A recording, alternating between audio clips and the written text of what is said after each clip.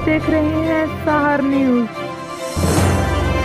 खबर शामिल करते हैं चकवाल से, जहां थाना लावा पुलिस की कमारबाजों के अड्डे पर कामयाब कार्रवाई के नतीजे में 11 जवारी गिरफ्तार।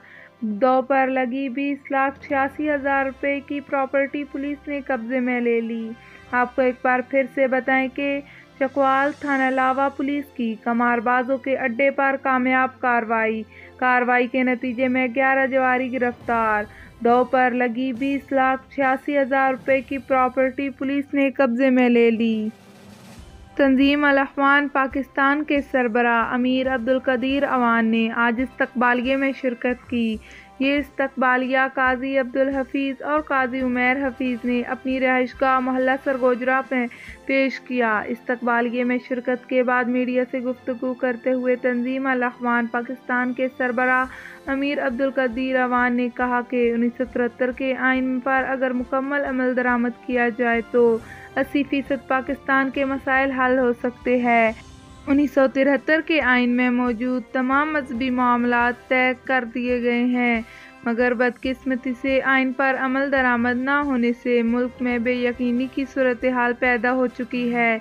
अदल और मसावात इस्लाम की बुनियादी जुज़्व हैं। इन दोनों चीज़ों का मुल्क में फुकदान मौजूद है।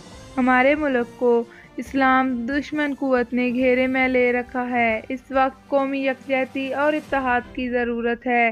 तंजीम अल-अखवान पाकिस्तान के प्लेटफॉर्म से हमें हमेशा मोहब्बत, अख़ुवत, मसावात और हमदर्दी का पैगाम दिया गया। यही वजह है कि हम तमाम मुसलमानों के इत्तेहाद के हामी हैं। इनका कहना था कि बैरून मुल्क भी जो पाकिस्तानी मौजूद हैं उन तक भी अमन का पैगाम तंजीम अल-अखवान के प्लेटफॉर्म से ही जाता रहता है।